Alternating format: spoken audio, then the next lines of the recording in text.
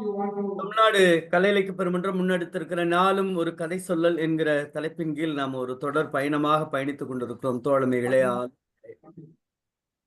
இன்றைய நாள் 55வது நாள் நிகழ்வாக இருந்தாலும் 54வது அதிகாரமான கொச்சவாமை என்கிற அதிகாரத்தில் நாம் பயணிக்க இருக்கிறோம் தோழமைகளே. இன்றைக்கு அவையின் வாயிலாக வான்புகழ் தந்த வள்ளுவனது கருத்தியலை உலகத் தமிழர்களை நோக்கி முற்றோதலாலும் உரையாலும் சிறப்பிக்க 2 ஆளுமைகள் வருகை தந்திருக்கிறார்கள். குறிப்பாக இன்றைக்கு முற்றோதல் செய்வதற்காக விழுப்புரம் மாவட்டத்தில் இருக்கக்கூடிய அரசூரில் இருக்கக்கூடிய VRS பொறியியல் மற்றும் தொழில்நுட்ப கல்வியினுடைய மாணவி கணினி CSE படிக்கக்கூடிய கணினி துறை சார்ந்த மாணவி அம்மா சிந்தனை செல்வி அவர்கள் இன்றைக்கு நம்மோடு முற்றோதல் வாயிலாக பயணிக்க இருக்கிறார்கள். அதே போல இன்றைக்கு அதிகாரத்தினுடைய உரைப்பொழிவை தருவதற்காக நான் அடிக்கடி சொல்வது போல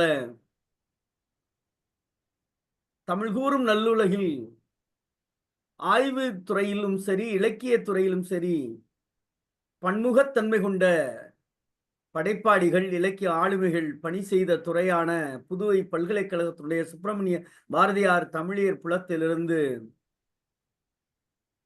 முனைவர் பட்ட ஆய்வாளர் அருமை தம்பி மு ஜெயசூர்யா அவர்கள் இன்றைக்கு நம்மோடு உரைப்பொழிவால் பயணிக்க இருக்கிறார். இளங்கலை முதுகலை தமிழ் இலக்கியத்தில் என் இனிய தம்பி பார்த்திபராஜா அவர்கள் பணி செய்யக்கூடிய அந்த கல்லூரியில் பார்த்திபராஜா எங்கள் தேவகோட்டை சார்ந்த மண்ணை சார்ந்த மகத்தான நாடகவியலாளர். அவருக்கு சமீபத்தில் தவத்திரு குன்றக்குடி அடிகளாரினுடைய தலைமையில் நடைபெற்ற குன்றக்குடி அடிகளார் நூற்றாண்டு விழாவிற்காக விருது வழங்கிய பொழுது மண்ணின் மகத்துவ கலைஞர்கள் எல்லாம் பாராட்டிய பொழுது நாடகவியலாளர் என்கிற விருதினை அருமை தம்பி பார்த்திபராஜா அவர்களுக்கு தவத்திரு குன்னக்குடி பொன்னம்பல அடிகளார் திருக்கரங்களால் வழங்கப்பட்ட என் அருமை தம்பி பணி செய்யக்கூடிய கல்லூரியில் தூய நெஞ்ச கல்லூரியில் இளங்கலை முதுகலை தமிழ் இலக்கியம் படித்த அருமை தம்பி சைவ சித்தாந்தம் கல்வெட்டியல் சுவடியல் என சான்றிதழ் படிப்புகளிலும் பெருமை சேர்த்துள்ள அருமை ஆய்வாளர். மாவட்ட மற்றும் மாநில அளவிலான பேச்சு போட்டிகளில் கலந்து கொண்டு தான் பங்கேற்ற அந்த பிரிவுகளில் பரிசுகள் மட்டும் பெற்றெடுக்காமல் கேட்ட நாயகமாக இருந்த நடுவர்கள் மனத்தை எல்லாம் வென்றெடுத்த அருமை ஆய்வாளர் ஜெயசூர்யா ஆவார். அவருடைய ஆய்வு தலைப்பை பார்த்தால் ஜெயகாந்தன் நாவல்கள் உளவியல் நோக்கில் என்கிற தலைப்பின் கீழ் ஜெயகாந்தன் நாவல்களை முனைவர் பட்ட ஆய்வினை செய்து வரக்கூடிய நல்ல உளவியல் சிந்தனையாளர் ஆவார். அந்த சிந்தனையின் அடிப்படையில் இன்றைக்கு நம்மோடு திருக்குறள் அதிகாரத்தில் பயணிக்க இருக்கிறார். அருமை ஆய்வாளர், உண்மையிலே மகிழ்வாக இருக்கிறது. நான் உங்களை பார்க்கின்ற பொழுது என் அருமை தம்பி பார்த்திபராஜா அவர்களினுடைய முகம் மட்டும்தான் தெரிகிறது. அந்த அடிப்படையில் உங்களை நான் வரவேற்பதில் மகிழ்ச்சி அடைகிறேன். தற்பொழுது குரல் முற்றோதல் செய்வதற்காக பெயரை பார்க்கிறேன், மகிழ்வாய் இருக்கிறது. இஸ்கா புஸ்கான்னு பேர் வந்த காலகட்டத்தில் கனிஷ்கா, வர்ஷிகா, இஸ்கானிக்கா, போவானிக்கா என்னென்ன தெரியல அப்படிலாம் இருக்கிற காலகட்டத்தில் சிந்தனை செல்வி என்கிற பெயரை தாங்கிய உண்மையிலே அருமை மாணவி அவர்களை உங்கள் பெற்றோர்களுடைய பார்த்து வணங்குகிறோம். பெற்றோருக்கு எங்கள் நெஞ்சம் நிறைந்த வாழ்த்துக்களையும் பாராட்டுக்களையும் பதிவு செய்கிறோம். காரணம், உங்க அப்பா அம்மா பேர் சொல்லுங்க, இந்த அவையில நான் பதிவு செய்யணும்னு விரும்புறேன். ஜெயமுருகன் கலையரசி. பாருங்க, ஜெயமுருகன் கலையரசி, தமிழ் பெயர். சிந்தனை செல்வின்னு ரொம்ப மகிழ்ச்சியா இருக்கிறது. எப்படி தேர்ந்தெடுத்தாங்கன்னு எனக்கு தெரியல. எப்படி இந்த சிந்தனை வந்துச்சுன்னு தெரியல. அ நல்ல பேர் வச்சிருக்காங்க. ஐயா, நல்ல தமிழ் இலக்கியத்தால் ஆளக்கூடிய நீங்கள், நீங்க பொறியியல் பட்டதாரியாக இருக்கலாம். ஆனால் பேசுவது நன்றி ஐயா. தாய்மொழியாக இருக்கட்டும். உங்களை வளர்த்தெடுப்பது தமிழ் மொழியாக இருக்கட்டும். எங்கு சென்றாலும் இலக்கியத்தோடு உறவாடுங்கள். அருமை சிந்தனை செல்வி நன்றி. அவர்களே, உங்களுக்கும் உங்கள் பெற்றோருக்கும் நீங்கள் இங்கு பங்கு பெற காரணமாக இருந்த அருமை நிறைந்த பேராசிரியர் சகோதரி புனிதவதி அம்மா அவர்களுக்கும், உங்கள் கல்லூரியினுடைய பேராசிரியர் பெருமக்களுக்கும், முதல்வர் உள்ளிட்ட அத்துணை பேருக்கும் நெஞ்சம் நிறைந்த வாழ்த்துக்களையும் பாராட்டுகளையும் சொல்லி முற்றோதல் செய்ய வருமாறு அன்போடு சிந்தனை செல்வி அம்மா அவர்களை அன்போடு அழைக்கின்றோம். இரவு வணக்கம் ஐயா. வணக்கம்டாம்மா. சொல்றேன் கேக்குது. நான் பேசுறது கேக்குதாயா? நல்லா கேக்குதுடாம்மா, சொல்றேன். இரவு வணக்கம் ஐயா. இப்ப நான் சொல்ல போற அதிகாரம் 54 பொச்சாவாமை. இரவு வணக்கம் ஐயா உங்களுக்கு. சொல்லட்டுமா ஐயா? சொல்றாம்மா. எனக்கு ரொம்ப பாராட்டெல்லாம் தந்துக்கிறீங்க. எனக்கு ரொம்ப பெருமையா இருக்கு ஐயா. உங்க பேரை நான் காப்பாத்துவேன் ஐயா. இல்ல, உங்க பெற்றோர் பேரை காப்பாத்தீங்க, அது போதும். உண்மையிலே நான் உங்க பெற்றோருக்கு எவ்வளவு நன்றி சொன்னாலும் தகும். சொல்லுங்க. ஓகே ஐயா. இறந்த வெகுளியின் தீதே சிறந்த உவகை மகிழ்ச்சியின் சோர்வு பொச்சாப்பு கொள்ளும் புகழை அறிவினன் இச்ச நிரப்பு கொன்றாங்கு அச்சமுடையார் கரனில்லை ஆங்கில்லை பொச்சாப்புடையார்க்கு நன்கு முன்னரக் காவா திழுக்கியான் தன்பிழை பின்னூர் இறங்கிவிடும் இழுக்காமை யார் மாட்டும் என்றும் வழுக்காமை வாயின் அது ஒப்பதில் அரியவென்றாகாத இல்லை பொச்சாவா கருவியார் போற்றி செய்யின் புகழ்ந்தவை போற்றி செயல் வேண்டுஞ் செய்யா திகழ்ந்தார் கெழுமையும் இகழ்ச்சியிற் கெட்டாரை உள்ளுக தாந்தம் மகிழ்ச்சியின் மைந்துறும்பொழுது உள்ளிய தேய்தல் எளிதுன் மற்றுந்தான் உள்ளிய துள்ள பெறின் பொச்சார்ப்புக்கு இல்லை புகழ்மையது உலக தெப்பானுளோர்க்குத் துணிவு. நன்றி வணக்கம் ஐயா. எனக்கு வாய்ப்பளித்த தங்களுக்கும் என்னை அறிமுகப்படுத்திய என் கல்லூரி பேராசிரியர் என்னுடைய தமிழ் ஆசிரியர் சண்முக பிரியா அம்மா அவர்களுக்கும் நன்றி வணக்கம் ஐயா. நன்றிடாம்மா. குறிப்பாக உங்களுடைய தமிழாசிரியருக்கும் வாழ்த்துக்களும் பாராட்டுக்களும். இதற்கு உரைப்பொழிவு தருமாறு அருமை ஆய்வாளர் ஐயா ஜெயசூர்யா அவர்களை மகிழ்வோடு அழைக்கின்றோம். அவையில் கூடியிருக்கின்ற சான்றோர்கள் அனைவருக்கும் இனிய மாலை வணக்கம். அற இலக்கியங்களில் மிக முக்கியமான இலக்கியமாக பார்க்கப்படுகின்ற திருக்குறளில் இருக்கின்ற 54வது அதிகாரமாக இருக்கும் பொச்சாவாமை என்ற அதிகாரம்தான் இன்றைய தினம் உங்களுடன் நான் பகிர்ந்து கொள்ள இருக்கின்ற அதிகாரம். அதன் அடிப்படையில் பொச்சாவாமை என்பது பதவி பலம், அறிவுடைமை, அதோடு சேர்ந்து தன்னிடம் இருக்கின்ற புகழையெல்லாம் காரணம் காட்டி தான் ஆற்ற வேண்டிய கடமைகளில் இருந்து ஒரு மனிதன் மறதியின் காரணமாக அந்த கடமையை ஆற்ற தவறுகிறான் என்கின்ற பட்சத்தில் அந்த மறதியை சாடுகின்ற வகையில் பொச்சாவாமை என்ற அதிகாரத்தை வள்ளுவர் இங்கே இயற்றி இருக்கின்றார். பொச்சாவாமை என்பதற்கு இகழ்ச்சி என்ற ஒரு பொருள் இருக்கிறது. அதே சமயம் பொச்சாப்பு என்றால் மறதி, பொச்சாவாமை என்பது மறவாமை என்று அதனுடைய பொருளை நாம் அடிப்படையில் புரிந்து கொண்டு, மறதி என்பது உளவியலினுடைய அடிப்படையில் பார்க்கின்ற பொழுது ஒரு நோய் என்று குறிப்பிடப்படுகிறது. இதன் காரணமாக உடலியல் மற்றும் உளவியல் சிக்கல்கள் ஒவ்வொரு மனிதருக்கும் ஏற்படுகின்றது. அடிப்படையில் மறப்பதும் மன்னிப்பதும் மனித இயல்பு என்று ஒரு வசனத்தை நாம் சொல்ல கேட்டிருப்போம். ஆம், அடிப்படையில் நாம் பெறுகின்ற அனுபவங்கள், படிக்கின்ற செய்திகள், கேள்விப்படுகின்ற விடயங்கள், அனுபவத்தின் வாயிலாக பெறப்படுகின்ற விடயங்கள் என்று இவை அனைத்தும் ஒரு மனிதனுடைய ஆளுமையை கட்டமைக்கும். அதன் அடிப்படையில் நம்முடைய மூளை என்பது ஒவ்வொரு முறையும் நாம் பெறுகின்ற விடயங்களை அதனுடைய முக்கியத்துவத்தை அடிப்படையாக கொண்டு, அதனுடைய புதுமையை அடிப்படையாக கொண்டு ஒவ்வொன்றாக வரிசைப்படுத்தும். அவ்வாறு வரிசைப்படுத்துகின்ற பொழுது பின்னால் இருக்கின்ற செய்திகள் பின்னால் சென்று கொண்டே இருக்கும். புதிதாக பெறுகின்ற அனுபவங்கள் முன்னால் சேமிக்கப்பட்டு கொண்டே இருக்கும். அவ்வகையில் காலப்போக்கில் பின்னால் செல்லுகின்ற விடயங்கள் நம்மால் மறுவாசிப்போ இல்ல நினைவு கூறுதலோ இன்றி கிடப்பில் இருக்கின்ற பொழுது அது மறதியை நோக்கி தள்ளப்படும். மூளை என்பது இப்பணியை செவ்வனே ஆற்றி வருகின்றது. அது மட்டுமின்றி மூளைக்குரிய முக்கியமான ஒரு விடயம் மறதி. மூளைக்கு மறதி என்பது அவசியம் என்று மருத்துவ வல்லுநர்கள் கூறுகிறார்கள். அவ்வகையில் ஒரு மனிதன் தன்னுடைய வாழ்நாளில் பல்வேறு விடயங்களை பல்வேறு தருணங்களில் மறந்து விடுகின்றான். காரணம், அவன் சில நேரங்களில் எவ்வாறு மறதி ஏற்படுகிறது என்ற காரணத்தை புரிந்து கொண்டால் இது விளங்கும். மறதி எப்பொழுது ஏற்படுகிறது? இப்போ நான் மருத்துவ விளக்கத்தை கூறிவிட்டு அதற்கு பிறகு வள்ளுவர் கூறிய விடயத்திற்கு நான் வந்து விடுவேன். அவ்வகையில் மறதி என்பது ஒரு விடயத்தை நாம் உன்னிப்பாக கவனிக்காத பொழுது, அதாவது கவன சிதறலின் காரணமாக நாம் ஒரு செய்தியை மறந்து விடுவோம். அதே சமயம் ஒரு தகவல் மிகவும் சிக்கலுக்குரியதாக இருக்கின்ற பொழுது அந்த தகவலை நாம் மறந்து விடுவோம். மூன்றாவது, நமக்கு புறக்காரணிகளால் ஏற்படுகின்ற மன அழுத்தத்தின் காரணமாக மறதி என்பது ஏற்படும். இது மருத்துவ அடிப்படை, உளவியல் என்பது இதற்கு பொதுவான ஒரு களம்.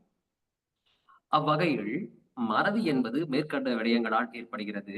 ஞாபக மறதி என்ற ஒரு விடயம் இருக்கின்றது. மறதிக்கும் ஞாபக மறதிக்கும் ஒரு சிறு வித்தியாசம் இருக்கின்றது. ஞாபக மறதி என்பது நினைவில் உள்ளவற்றை மறத்தல்.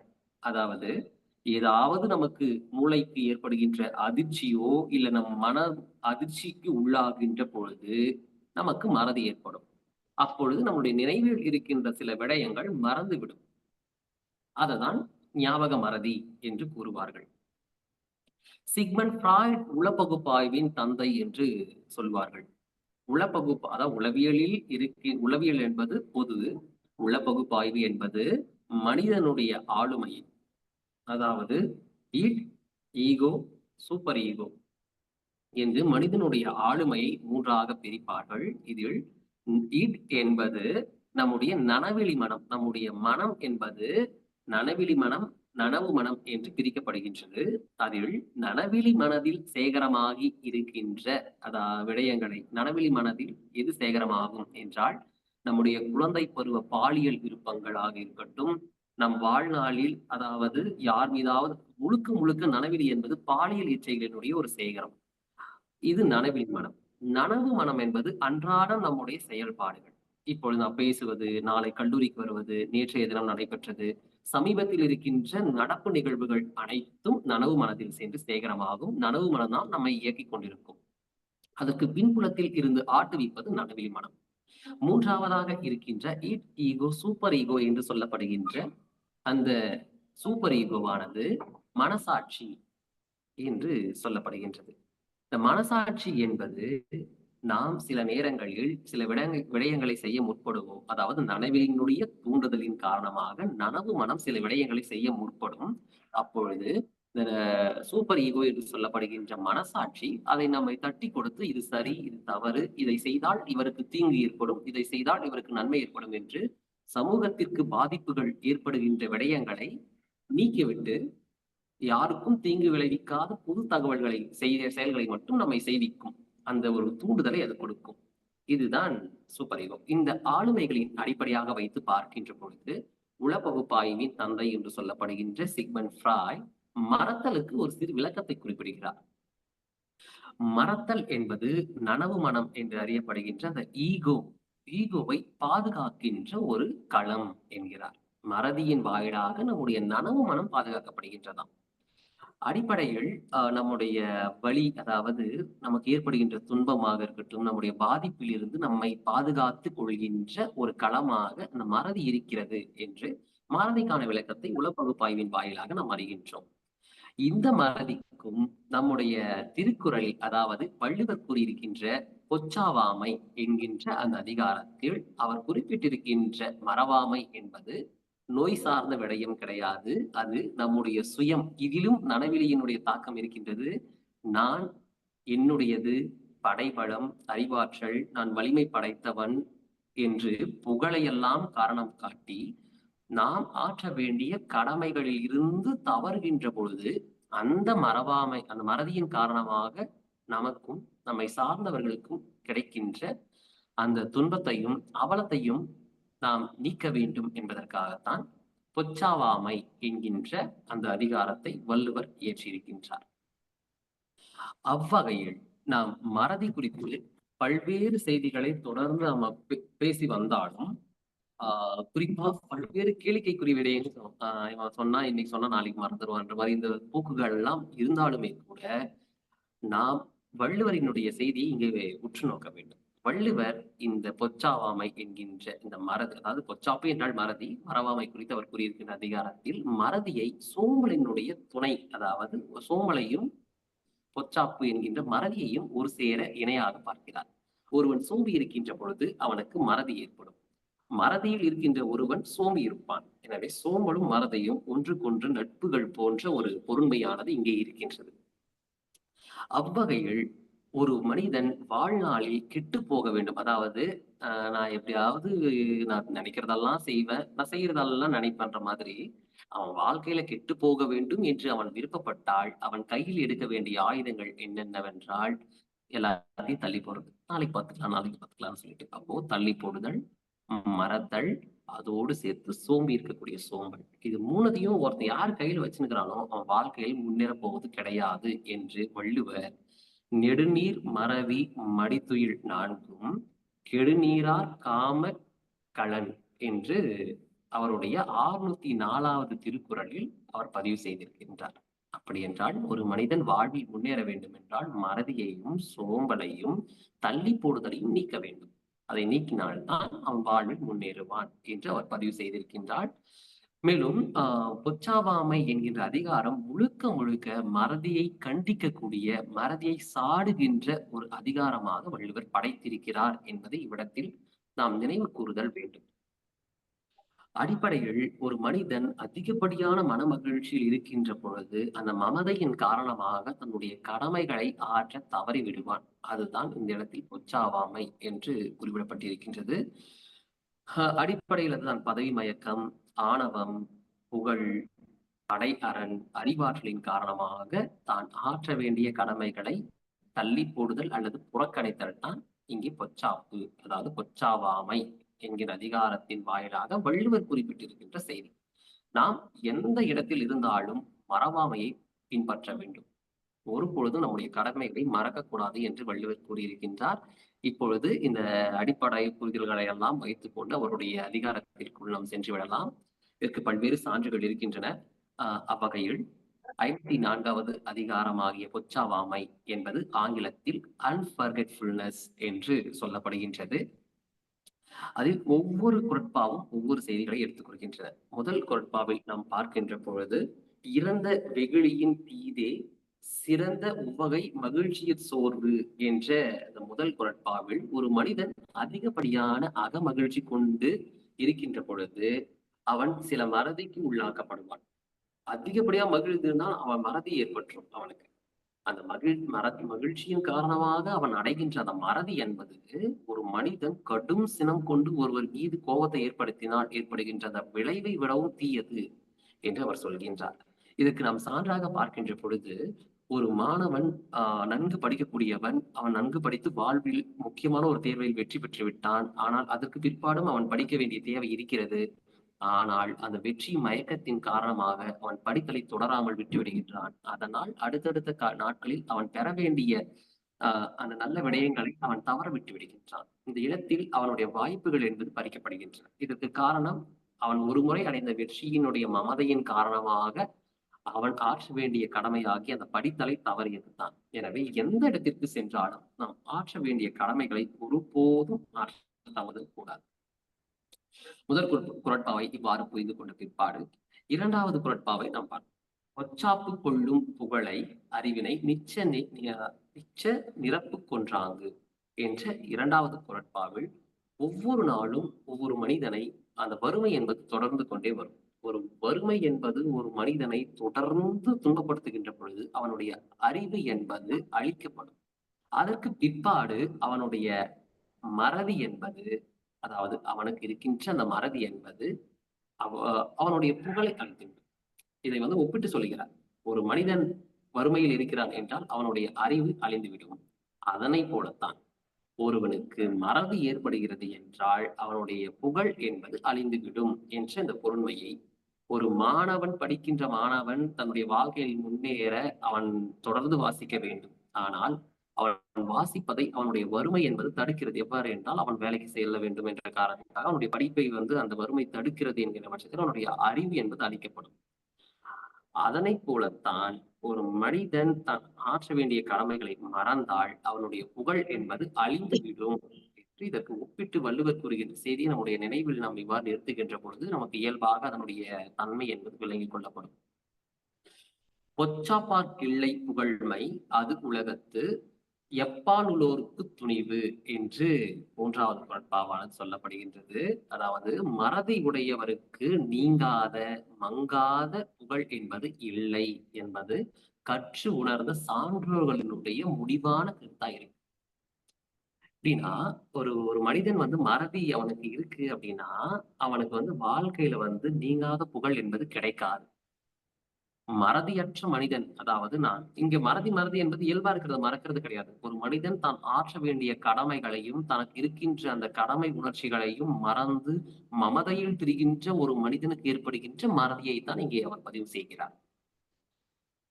அவன் மறதியில் இருக்கிறான் என்றால் அவனுக்கு புகழ் கிடைக்காது. எனவே மறதியை உடைத்து அவன் ஆற்ற வேண்டிய கடமைகளை ஆற்றினால் அவனுக்கு புகழ் நிலைக்கும் என்பது இதன் சாரம். காமராஜர் தன்னுடைய ஆட்சி காலத்திலே தனக்கு இருக்கின்ற அதிகாரத்தை தவறாக பயன்படுத்தியிருந்தால் இன்று அவர் கிடைக்கின்ற புகழ் என்பது கிடைக்காமல் போயிருக்கும். ஆனால் தன்னுடைய அதிகாரத்தை முறையாக பயன்படுத்தி தன்னுடைய கடமையை ஆற்றிய விளைவு இன்றளவும் அவருடைய பெயர் என்பது புகழை தாங்கி நிற்கிறது என்பது தான் நாம் இந்த திருக்குறளின் வாயிலாக அறிய வேண்டிய செய்தியாக இருக்கின்றது. அடுத்ததாக, அச்சமுடையோருக்கு அறனில்லை ஆங்கில்லை ஒச்சாப்புடையோருக்கு நன்கு என்ற இந்த 4வது குறட்பா என்பது ஒரு மனிதன் அச்சம், அதாவது தொடர்ந்து பயப்படுவான். எல்லாத்துக்கும் தொட்டத்துக்கெல்லாம் பயப்படுறது. அப்போ அந்த பயம், பதட்டத்தின் காரணமாக அவன் ஒருவன் பதட்டப்பட்டு கொண்டே இருக்கிறான் என்றால் அவனை சுற்றி ஒரு பாதுகாப்பு வளையமே அவன் போட்டு வைத்தாலுமே கூட அவனுக்கு மறதி என்பது அதனால் ஒரு பயனும் விளையாது. அதனை போலத்தான் ஒரு மனிதன் உயர்ந்த நிலையில் இருக்கிறான் என்றாலும் அவருக்கு மறதி இருக்கிறது என்றால் அந்த உயர்வின் காரணமாக ஒரு பயனும் இல்லை என்கிறார் வள்ளுவர். இதை நாம் எங்கே பார்க்க வேண்டும் என்றால், கொங்குவேல் கதை, அதாவது கொங்குவேல் எழுதிய பெருங்கதையில் வருகின்ற அந்த கதை தலைவன் தன்னுடைய மனைவி வாசவதத்தையுடன் சேர்ந்து தன்னுடைய அரண்மனையில் சென்று பதுங்கி விடுவான். எப்பொழுது என்று பார்த்தால், முறையாக திட்டமிட்டு போர் செய்து வெற்றி பெறாத பொழுது அந்த மக்களினுடைய இகழ்ச்சிக்கெல்லாம் அஞ்சி அவன் தன்னுடைய மனைவியோடு சேர்ந்து அரண்மனையில் தஞ்சம் புகுந்து விடுவான். இந்த இடத்தில் நாம் எதை ஒப்பிட்டு பார்க்க வேண்டும் என்றால், ஒருவன் தன்னுடைய கடமையாகிய அந்த நாடு காத்தல் போன்ற விடயங்களை முறையாக செயல்படுத்த தவறுகின்ற பொழுது அவனுக்கு இகழ்ச்சி ஏற்படும். அந்த இகழ்ச்சி அவனை அடுத்த கட்டமாக அவனை அதாவது மறைஞ்சிருக்கணும் அப்படின்னு அவனை உந்துது அப்படின்னு சொல்லி பார்த்தா, இந்த இடத்துல பொச்சாப்பு அப்படிங்கிற மறதி இகழ்ச்சி என்ற பொறுமையில் கையாளப்பட்டிருக்கு. அப்படின்னா ஒரு மனிதன் தன்னுடைய கடமைகளை முறையாக ஆற்ற வேண்டும். அதுதான் அவனை புகழை நோக்கி நகர்த்தும், இல்லை என்றால் இகழ்ச்சியை நோக்கி தள்ளிவிடும் என்பதுதான் இதனுடைய பொருளாக நாம் பார்க்க வேண்டும். அடுத்ததாக, முன்னுற காவா இழுக்கியான் தன்பிழை பின்னூறு இறங்கி விடும் என்று அடுத்த குறட்பாவானது இருக்கின்றது. அதாவது ஒரு மனிதன் ஒரு செயலை செய்வதற்கு முன்பாகவே முன்கூட்டியே ஒரு செயலை சிந்தித்து செயல்படுத்த வேண்டும்.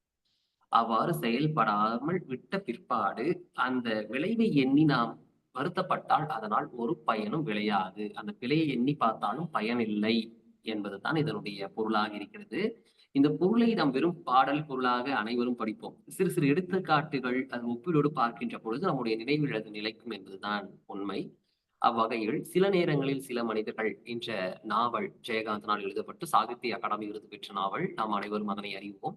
அந்த நாவலில் வருகின்ற கதை தலைவி கங்கா என்பவள் மழை பொழிகின்ற அந்த மாலை வேளையிலே காரில் வருகின்ற, கல்லூரி முடித்துவிட்டு பேருந்து நிலையத்துக்கு நின்று கொண்டிருக்கின்ற பொழுது காரில் வருகின்ற பிரபு என்கின்ற நபரோடு சேர்ந்து காரில் ஏறி சென்று அவனுடைய ஆசைக்கு இணங்குகின்ற பொழுது, ஆசைப்படுகிறான் என்று தெரிந்து அதற்கு இணங்க அவள் அந்த சைகை மொழி என்கின்ற அந்த ஒரு சம்மதத்தை கொடுக்கின்ற பொழுது அங்கே ஒரு பாலியல் உறவானது ஏற்படுகின்றது. அதற்கு பிற்பாடு இது வீட்டிற்கு இவளே சொல்லி அதன் வாயிலாக பல்வேறு துன்பங்களை பட்டு இறுதியில் வந்து வீட்டிலிருந்து விரட்டப்பட்டு ஒரு மாமாவின் உதவியால் படித்து அரசு பணிக்கு வந்த பிற்பாடும் அந்த விளைவின் காரணமாக விளைந்தவையால் இவளுடைய வாழ்க்கையே ஒரு கேள்விக்குறியாக மாறிவிட்டது. இவ்விடத்தில் அவள் ஒரு செயல், அதாவது அந்த சம்மதம் என்கின்ற அந்த ஒரு சமிக்கையை அவள் கொடுக்கின்ற பொழுது கொஞ்சம் சிந்தித்திருந்திருந்தால் அவளுடைய வாழ்க்கை என்பது வேறாக இருந்தது.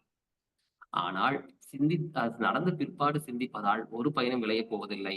அவளுடைய வாழ்க்கையே கேள்விக்குறியாகி அந்த நாவலிலே அவளுடைய கதாபாத்திரமானது காணப்படும். அவளுடைய கதாபாத்திரம் வாழ்வுணர்ச்சி, சாவுணர்ச்சி என்று மிகப்பெரிய உளவியல் ஆய்வுக்கு நம்மால் கொண்டு செல்ல முடியும்.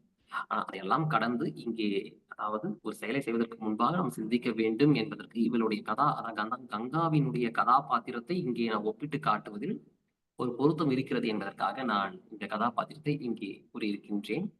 அடுத்ததாக, இழுக்காமை யார் மாட்டும் என்றும் வழுக்காமை வாயின் அது ஒப்பதில் என்று அடுத்த குறட்பாவானது இருக்கின்றது. இது என்னன்னா, ஒரு மனிதனிடம் மறவாமை என்கின்ற ஒரு குணம் இருந்தால் அவனுடைய வாழ்க்கையில் அதைவிட அவனுக்கு நன்மை தருகின்ற ஒரு விஷயம் கிடையாது. மறவாமை, அதாவது நான் ஆற்ற வேண்டிய கடமைகள், செயல்பட வேண்டிய விஷயங்கள், யாருக்கு செய்யணும், என்ன செய்யணும், எப்படி செய்யணும், அந்த விஷயங்கள் எல்லாம் முறையா நான் வந்து என்னுடைய நினைவில் வச்சிருக்கேன், ஒருபோதும் மறக்க மாட்டேன் அப்படின்ற ஒரு சிந்தனை இருக்கு அப்படின்னா அதுதான் அவனுடைய வாழ்க்கையில் மிகப்பெரிய ஒரு நன்மை செய்கின்ற ஒரு வாய்ப்பாக பார்க்கப்படுது. மறக்கக்கூடாது. ஒரு மனிதன் தான் ஆற்ற வேண்டிய கடமைகளை ஒருபோதும் மறக்கக்கூடாது என்பதை இவ்விடத்திலே நான் பதிவு பண்ணுகிறேன். சோ என்ன செய்ய வேண்டும், எப்படி செய்ய வேண்டும் என்பதையெல்லாம் செய்வன திருந்த செய் என்கின்ற ஒரு மேற்கோள் சொல்வோம். அது போல செய்கின்றவற்றை திறம்பட செய்கின்ற பொழுது நமக்கு ஒரு பிழையும் ஏற்படாது, நம்முடைய புகழ் என்பது நிலைக்கும் என்பதுதான் இதற்கான பொருள். அடுத்தது, அறியவென்று ஆகாததில்லை பொச்சாவா கருவியார் போற்றிச் செய்யின் என்கின்ற அடுத்த குறட்பாவில் ஒரு மனிதன் வாழ்க்கையில் வெற்றி பெற முடியும் எப்பொழுது? மறதி இல்லாமல் அக்கறையுடன் ஒரு செயலை செய்கின்ற பொழுது அவனுடைய வாழ்க்கையில் அவனால் வெற்றி பெற முடியும். இதற்கு என்னன்னா, ஒரு செயலை செய்கின்ற பொழுது என்ன செய்கின்றோம், யாருக்கு செய்கின்றோம், எப்படி செய்கின்றோம், ஏன் செய்கின்றோம், இந்த விஷயங்களை திறம்பட சிந்தித்து செயல்பட்டால் அவனுக்கு ஒருபோதும் தோல்வி கிடையாது. புகழ்தான் அவனுக்கு கிட்டும் என்பதுதான் இதனுடைய ஒப்பீடாக நாம் பார்க்கின்ற விடயம். புகழ்ந்தவை போற்றி செயல் வேண்டும் செய்யா திகழ்ந்தார் கிழுமையும் இல் என்று அடுத்த குறட்பாவானது இருக்கிறது. அதாவது புகழுக்குரிய கடமைகள்னா அறம் செய்தல், யாருக்கெல்லாம் உதவிகள் செய்யணுமோ செய்யறது, நாட்டு மக்களுக்கு, அதாவது இங்க அறம் செய்தல் என்பது ஆசிரியர் மாணவருக்கு செய்தல், ஒரு அரசன் மக்களுக்கு செய்தல், தாய் தந்தை பிள்ளைகளுக்கு செய்தல் என்று அவருடைய இடம், அவருடைய சூழலை பொறுத்து மாறுபடும்.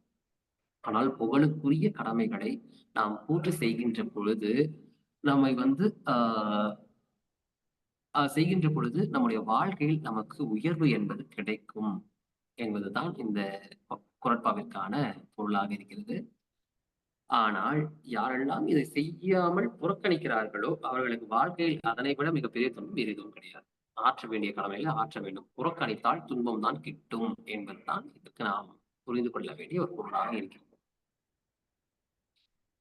இகழ்ச்சிய கெட்டாரை உள்ளுக தாந்தம் மகிழ்ச்சியின் மைந்துரும் பொழுது என்ற இந்த குறட்பாவானது ரொம்ப நல்ல குறட்பா நான் நினைக்கிறேன். எல்லாமே பல்வேறு அறங்களை, பல்வேறு முக்கியமான தகவல்களை தான் கொடுக்குது.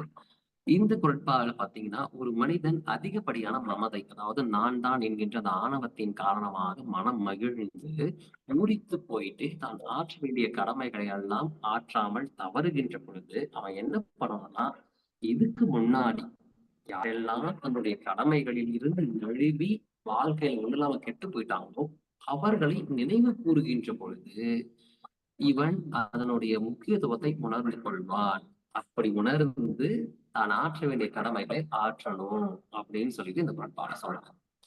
சிலப்பதிகாரத்துல பாத்தீங்கன்னா, கோவலன் பல்வேறு அறங்களை பல்வேறு நபர்கள் சொல்ல கேட்டிருப்பான். ஆனா வெறும் வெத்து வார்த்தைகள் என்று எண்ணி அதையெல்லாம் செயல்படுத்தாமல் விட்டுவிட்டு இறுதியில் அவனுடைய வாழ்க்கையில் அவன் உணர்ந்து கொள்வான். அந்த சொற்களை எல்லாம் நான் கேட்காததால் இப்பொழுது இகழ்ச்சிக்குரியவனாக நான் மாறிவிட்டேன் என்று பொச்சாப்பு என்ற அந்த சொல்லை இகழ்ச்சி என்ற பொருண்மையில் கோவலன் பதிவு பண்ணியிருப்பார். கோவலனுடைய வாய்மொழியாக சிலம்பில் பதிவு பண்ணப்பட்டிருக்கும்.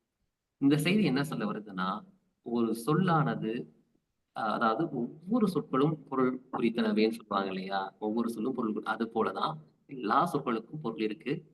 அதை நம் வாழ்க்கையை அர்த்தமுள்ளதாக மாற்றக்கூடியதாகவும் இருக்கும். எனவே நாம் ஆற்ற வேண்டிய கடமைகளில் ஒரு பொழுதும் மறதியை கைக்கொண்டு நம் கடமைகளை தவறிவிடக்கூடாது. ஆற்றுதலிலிருந்து தவறாமல் ஆற்றி அனைவரையும் மகிழ்ச்சியோடு வைத்திருப்பது தான் ஒவ்வொரு மனிதருக்கும் அழகு என்பதுதான் அதன் உள்ளுரை இருக்கின்ற ஒரு விடயம். இறுதியாக உள்ளியது எய்தல் எளிது மன்று மட்டும்தான் உள்ளியது உள்ள பெறின் என்ற இறுதி குறட்பா ஒரு மனிதன் தான் கொண்ட குறிக்கோளில் நிலையாக நின்று அந்த குறிக்கோளின் வாயிலாக தன்னுடைய இலக்கை அடைய முயற்சிக்கிறான் என்றால் அந்த இலக்கை எளிமையாக அடைந்து விடுவான். இதற்கு அடிப்படை குறிக்கோள், அதை நோக்கிய முயற்சி. அவ்வகையில் ஒவ்வொரு மனிதரும் தன்னுடைய குறிக்கோளை நோக்கி ஓட வேண்டும். அதற்கு முக்கியமான ஒரு வாய்ப்பை நமக்கு கொடுப்பது மறவாமைதான்.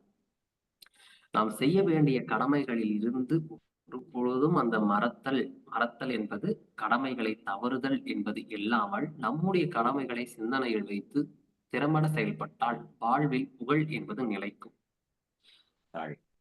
அடிப்படைகள் கல்வி, அழகு, அதிகாரம், பதவி செருக்கு போன்றவற்றையெல்லாம் காரணம் காட்டி ஒரு மனிதன் தன்னுடைய வாழ்க்கையில் தன்னுடைய கடமைகளை செய்ய தவறுகிறான் என்றால் அவன் பழிக்கு ஆளாகி விடுவான். வாழ்வில் சாதிக்க வேண்டும் என்று விரும்புகிறவர்கள் ஒவ்வொரு சிறு விடயத்தையும் மிகவும் நுணுக்கமாக கவனிப்பார்கள். அனைத்தையும் கவனித்து திறம்பட செயல்படுவார்கள். வாழ்வில் பல்வேறு காரணங்களால் நமக்கு மறதி ஏற்படலாம். ஆனால் அந்த மறதியை நாம் சரி செய்தல் வேண்டும். மறவாமைதான் மனிதனை புகழுக்குரியவனாக மாற்றும். எனவே பெரும் மகிழ்ச்சியினால் ஏற்படுகின்ற அந்த மன மமதையின் காரணமாக நாம் மறத்தலை கைவிட்டு கடமைகளில் நின்று ஆற்ற வேண்டிய கடமைகளை ஆற்றி அனைவரையும் அரவணைத்து சிந்தனையோடு செயல்பட்டு வாழ்வில் செழுமை உற வேண்டும் என்று வள்ளுவர் கூறியிருக்கின்ற இந்த பொச்சாவாமை என்கின்ற அதிகாரத்தின் கருத்துக்கள் பெரும்பான்மையாக மேற்கோள் காட்டப்படவில்லை என்றாலும் மக்களால் நம்முடைய வாழ்வை செம்மைப்படுத்துவதில் மிக முக்கியமானதாக பார்க்கப்படுகிறது என்பதுதான் உண்மை. அதனை உணர்ந்து செயல்பட்டு வாழ்வில் செம்மையுறுவோம். வாய்ப்பிற்கு நன்றி. வணக்கம்.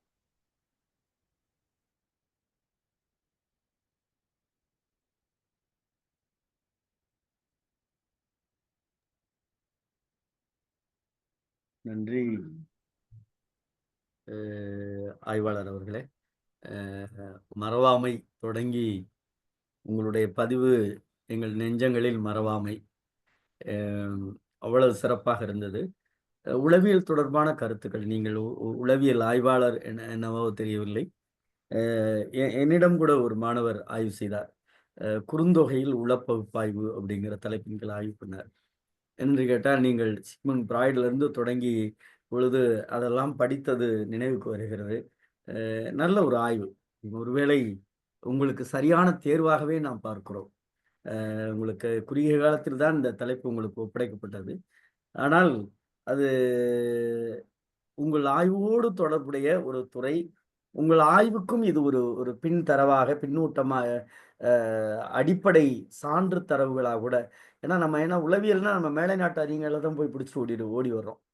ஆனா நம்முடைய வள்ளுவ பெருந்தகை சொல்லி இருக்கிற உளவியல் வேற எங்கும் சொல்லவில்லை. அதை நீங்கள் கையாண்ட விதம் மிக மிக மகிழ்ச்சியாக இருந்தது. உங்களுக்கு தமிழ்நாடு கலை இலக்கிய பெருமன்றத்தின் சார்பாக நெஞ்சம் நிறைந்த வாழ்த்துக்களையும் பாராட்டுக்களையும் பதிவு செய்கிறோம். காரணம், ஒரு தெளிந்த நீரோடை போல ஒரு தெளிந்த நல்ல தமிழ் சொற்களை எல்லாம் பயன்படுத்தினீர்கள். உங்கள்கிட்ட நான் வியந்து பார்க்கிற ஒரே செய்தி அதுதான். நல்ல தமிழ் சொற்களை முடிந்த அளவு பிறமொழி தாக்கம் இல்லாமல் பார்த்து கொண்டீர்கள். நீங்கள் உரை செய்கின்ற பொழுது அதை நீங்கள் கவனமாகவே கையாண்டீர்கள். அதையும் நாம் பார்த்தோம். அதற்காக உங்களுக்கு தமிழ்நாடு கலை இலக்கிய பெருமன்றத்தின் சார்பாக நெஞ்சம் நிறைந்த வாழ்த்துக்களையும் பாராட்டுக்களையும் பதிவு செய்தோம். வழக்கம் போல் பின்னூட்டத்தை தொடங்கி வைக்கிற உங்கள் கவிஞர் ஐயா ரவீந்திரன் அவர்களை அன்போடு அழைக்கிறோம்.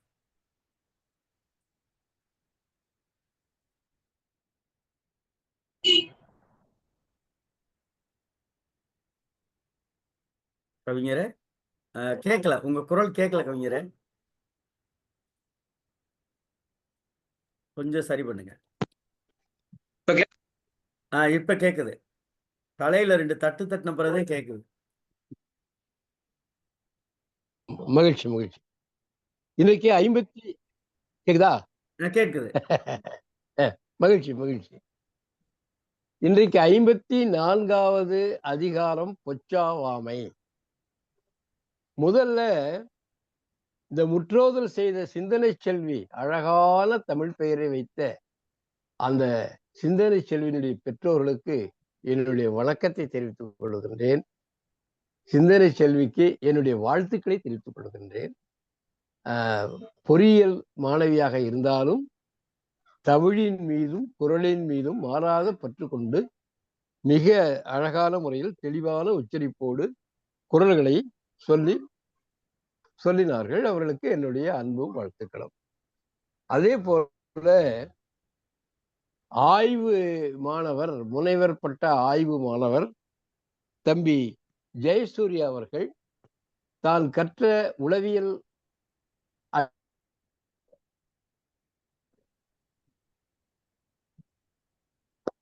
மறதியை ஒரு அறிவியல் பூர்வமான அணுகுமுறையோடு ஆய்ந்து மிக அழகாக சொல்லி இருக்கிறார். அவருக்கு என்னுடைய அன்பும் வாழ்த்துக்களும். இந்த அதிகாரம் மிக முக்கியமானது.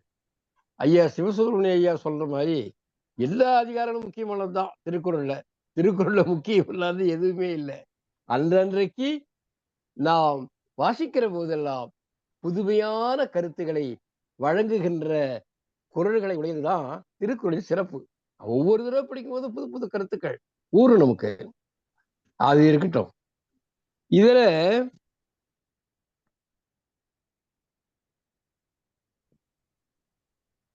இரண்டு குறள்கள் இருக்கு பாருங்க. சிற மகிழ்ச்சியின் சோர்வு. மிதமெஞ்சிய மகிழ்ச்சி வருகிற பொழுது மறதி வந்து வருவது இயல்பு. அது வரக்கூடாதுன்றார் வள்ளுவர். உனக்கு மகிழ்ச்சி வருகிற பொழுது நீ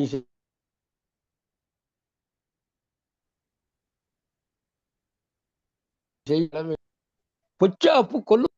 அப்ப இந்த 2 குறள்ல என்ன சொல்றாருன்னா, பொச்சாவாமையினுடைய, அதாவது பொச்சாப்புன்னா மறதி உடையாருக்கு வரக்கூடிய குற்றத்தை சொல்றார். மறதி வந்தால் என்னென்ன ஏற்படும்? என்ன ஏற்படும்? ரொம்ப தீமையானது, சிரத்தை விட தீமையானது என்றார் ஒண்ணு. 2வது புகழை அழிச்சிடும்ன்றார். அப்போ மறதியினுடைய குற்றத்தை 2 குறள்ல சொல்றாரு. அடுத்த 2 குறள் பாருங்க. அடுத்த 2 குறள்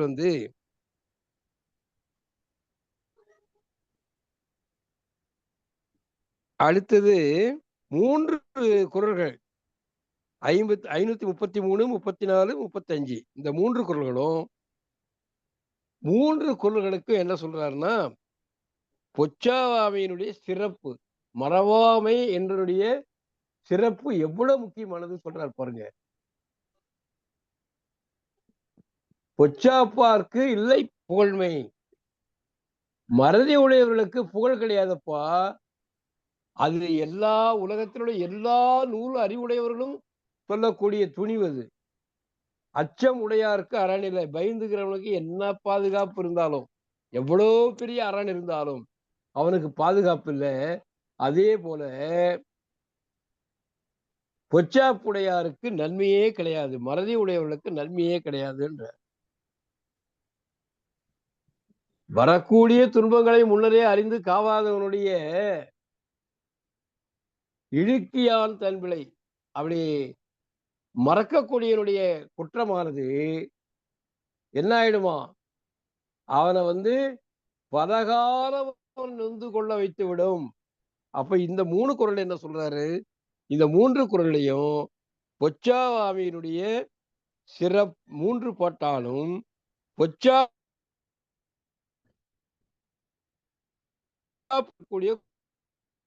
ஏதம்லாம் குற்றத்தை சொல்றாரு. பொச்சாவாமை அதாவது மறக்காமல் இருப்பதற்கு நமக்கு ஒரு உபாயம் சொல்றாரு, தந்திரத்தை சொல்றாரு. அது என்னையா மறக்காம இருக்கிறதுக்கு? அத கடைசி என்ன சொல்றாரு பாருங்க. மறவாமையால கெட்டவரை கொஞ்சம் உலகத்துல நினைச்சு பாருப்பா. நீ மகிழ்ச்சியில மறக்கின்ற போது, மகிழ்ச்சி வருகிற பொழுது மறக்கிற பாத்தியா? அந்தபடி மறந்து கெட்டவர்களை எல்லாம் வரலாற்றை நினைச்சு பார். அப்படின்னா உனக்கு மறதி வராது அப்படின்றார்.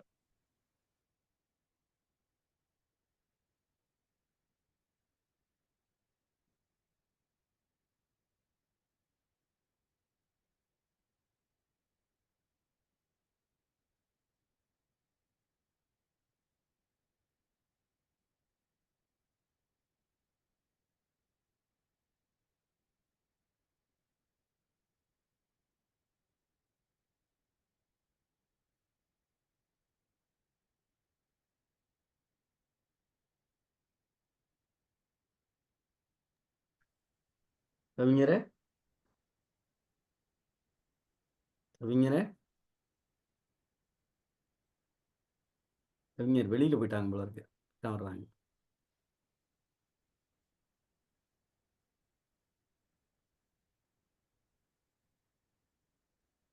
கவிஞரே, எங்கள் கவிஞரே. அது ஏதோ zoom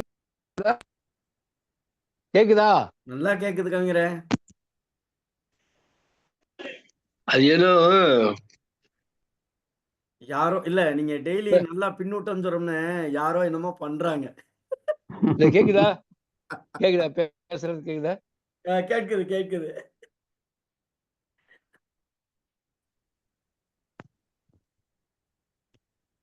இப்ப கேக்குதா? கேக்குது கவிஞரே, கேக்குது. அது ஏதோ போன் ஹீட் ஆகி ஜூம் கட் ஆயிடுச்சு. நன்றி நன்றி. மிக அருமையான ஒரு அதிகாரம். இந்த அதிகாரத்தை முற்றோதல் செய்த சிந்தனை கருத்துரை வழங்கிய ஜெயசூர்யா அவர்களுக்கு, தமிழ்நாடு கலையிலக்கிய பெருமக்கள் இலக்கிய குழுவிற்கும், நம்முடைய பொதுச் செயலாளர் அறம் அவர்களுக்கும், நெறியாளர் ஐயா கருமுருகன் அவர்களுக்கும், உலகம் முழுவதும் பார்த்து கொண்டிருக்கிற தமிழ் நெஞ்சங்களுக்கும் நன்றி, வணக்கம். நன்றி கவிஞரே. நன்றி. சிவசுப்பிரமணியன் தோழர். ஐயா. சிவசுப்பிரமணியன் தோழர். அன்பான தோழர்கள் அனைவருக்கும் வணக்கம். இன்னைக்கு முற்றோதல் செய்த மாணவியின் பெயர் சிந்தனை செல்வி. இந்த பெயரை கேட்டதுமே ரொம்ப மகிழ்ச்சியா இருக்கிறது. இந்த நன்றி ஐயா. பெயரை சூட்டிய பெற்றோருக்கு மிக்க நன்றி. நன்றி அம்மா. நன்றி ஐயா. அந்த தமிழை உச்சரித்த பாங்கு அருமையாக இருந்தது. ரொம்ப தெளிவா உச்சரிச்சு சொன்னீங்க. உங்களுக்கு பாராட்டுகளும் வாழ்த்துக்களும். அடுத்து உரைப்பொழிவாளர். நன்றி ஐயா. நன்றிம்மா, மகிழ்ச்சி. உரைப்பொழிவாளர் ஜெயசூர்யா இன்னைக்கு இந்த அதிகாரத்தை உளவியல் அடிப்படையிலேயே எல்லா குரல்களையும் உரைப்பொழிவு ஆற்றியுள்ளார். அவருக்கும் பாராட்டுகளும் வாழ்த்துக்களும். பொதுவா திருவள்ளுவர் இதுல இங்க மறக்கக்கூடாது, மறதி என்கிறது ரொம்ப மோசமானது அப்படின்னு சொல்றாரு. இருந்தாலும் ஒரு இடத்துல மறக்கணும் அப்படின்னு சொல்றாரு. நன்றி மறப்பது நன்றன்று, அதை மறக்கக்கூடாது. நன்று அல்லது அன்றே மறப்பது நன்று. தீயதெல்லாம் அன்னைக்கே மறந்துடுறது, அப்பொழுதே மறந்துடுறது நல்லதுன்னு சுட்டி காட்டுகிறார். அது ஒரு வித்தியாசமான பாங்கு. அடுத்து பொதுவா கடமைகளை மறந்தால் நற்பெயர் கிட்டாது, நல்ல பெயர் கிடைக்காது, எல்லாரும் இகழ்வார்கள், அப்புறம் எப்படி புகழ்ச்சி கிடைக்காது. இந்த மறதிக்கு காரணிகள் ரெண்டே திருவள்ளுவர் சுட்டி காட்டுகிறார். கோபம், அச்சம். இந்த கோபப்பட்ட இடத்துல மறதி உண்டாகும், அச்சப்படுற இடத்துலையும் மறதி உண்டாகும். அந்த நரம்பு மண்டலம் செயல்பாடு அத்தகையதாக உள்ளது என்று சொல்ல தோன்றுகிறது. இந்த மறதி நோய்க்கு மருந்து என்ன அப்படின்னா வல்லாரைக்கீரைன்னு சொல்லுவாங்க பொதுவா. அது சாப்பிட்டா நல்ல நினைவாற்றல் கூடும் அப்படின்னு சொல்லுவாங்க. மறதி தோன்றாது அப்படின்னு சொல்லுவாங்க. மேலும் இந்த மறதியை மறக்க வேண்டும் என்றால் அது அந்த உளவியல் அறிஞரே சொல்லியிருக்காரு, அடிமனம் மேல்மனம் என்று இருக்கிறது. அடிமனத்தில் ஆழமான மனத்தில் பதிந்து விட்டால் அந்த செய்தி மறக்காது.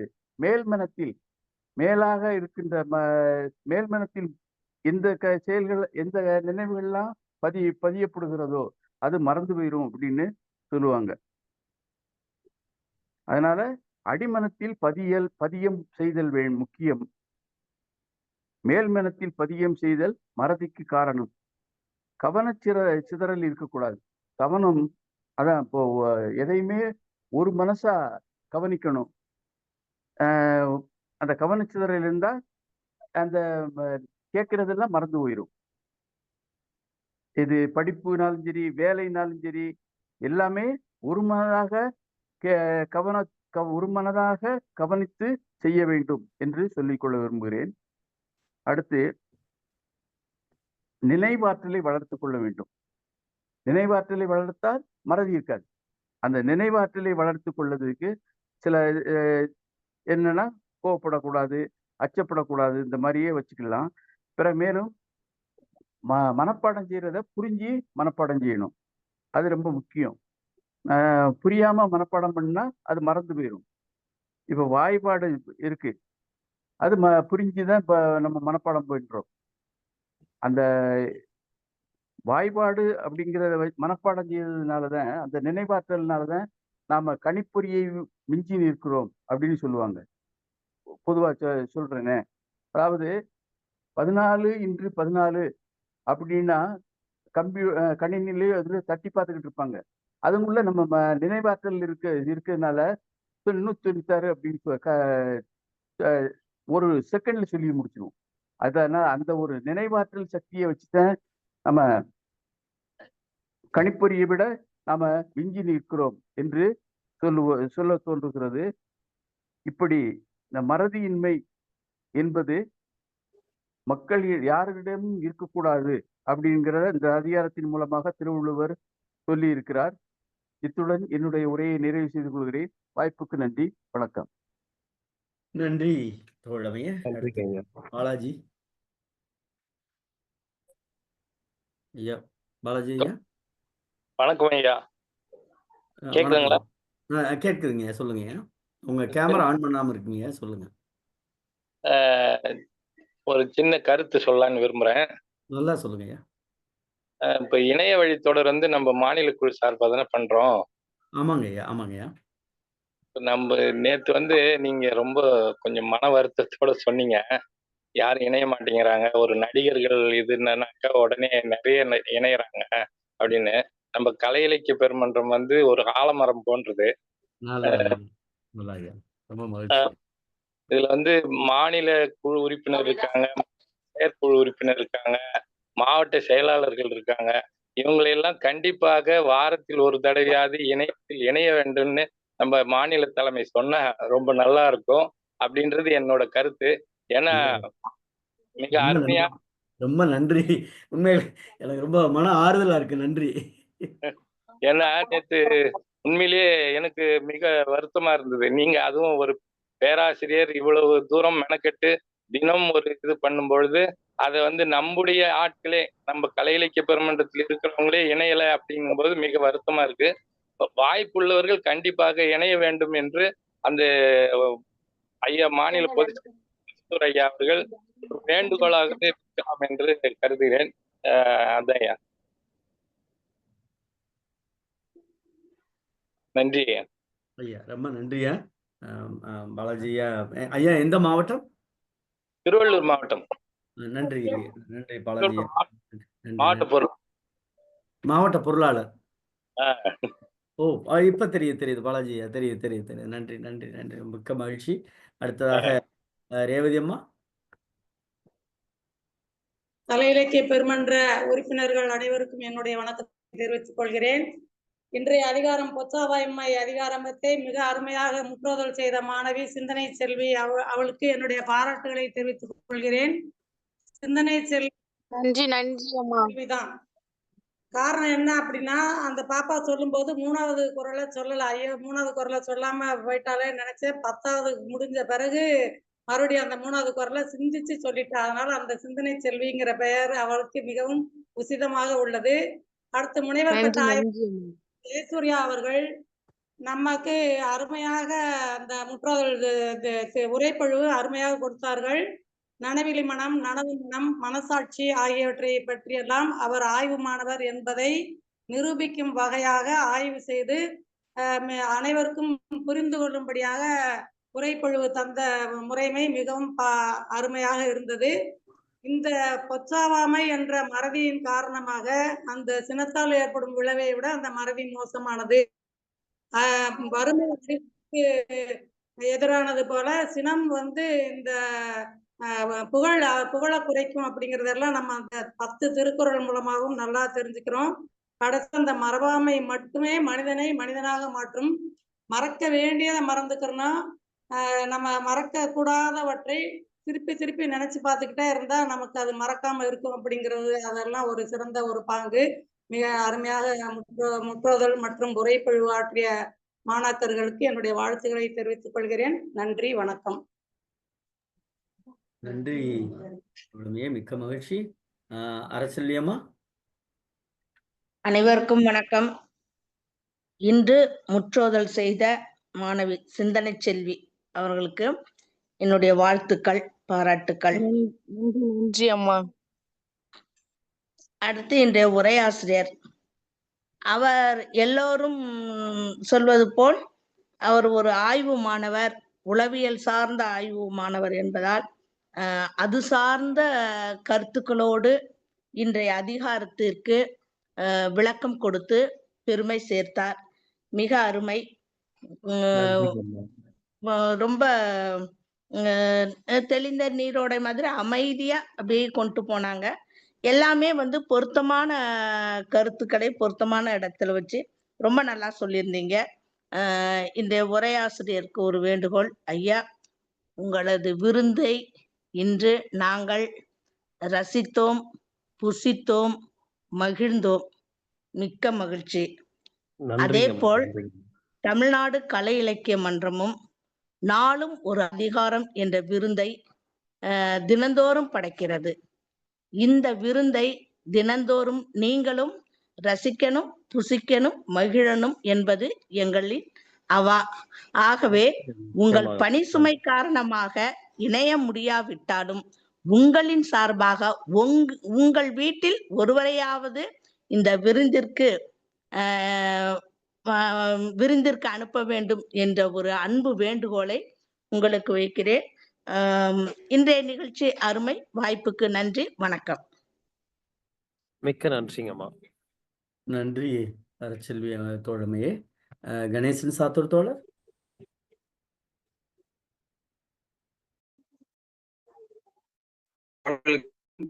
என்னுடைய குரல் கேட்குதா பேராசிரியரே? உங்க குரல் நேத்துல இருந்து கேக்குது, நல்லா இருக்கு. நன்றி, வாழ்க வளமுடன். இன்று முற்றோதல் செய்த மாணவி சிந்தனை செல்வி, அடடா, பேராசிரியர் சொன்ன மாதிரி அந்த பேரினுடைய ஒரு அருமையே எவ்வளவு சிறப்பா இருக்கு.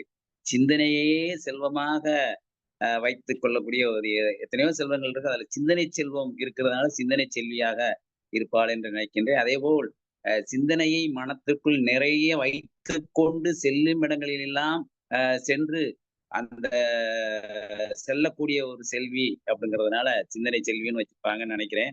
ரொம்ப அருமையான பேரு. முற்றோதல் ரொம்ப சிறப்பா சொன்னாங்க. இன்னொன்னு, அந்த முற்றோதல் செய்யும் போது ஒவ்வொரு குறளுக்கும் உள்ள கொஞ்சம் இடைவெளியை விட்டு மெதுவாக சொல்லி சொன்னாங்கன்னா கொஞ்சம் நல்லா இருக்கும். இப்படி மொத்தத்தை ஒன்னா சொல்லும் போது ஒரு கட்டுரையை வாய்ச்சது போல இருக்கிற மாதிரி இருக்கும். அதனால ஒவ்வொரு குறளுக்கும் கொஞ்சம் ஒரு இடைவெளி, சின்ன ஒரு சிறிது இடைவெளி விட்டு சொல்ல ஆரம்பித்தால் அந்த இன்னும் கொஞ்சம் இனிமையாக இருக்கும் என்று நான் கருதுகிறேன். அதே போல் உரையை ஆற்றிய முனைவர் பட்டத்துக்கு தகுதியோட நடத்தியவர் பேராசிரியர் ஆகக்கூடிய ஒரு தன்மையில ரொம்ப ஆய்வோட சொன்னாங்க இந்த பொச்சாவாமையினுடைய அதிகாரத்தை.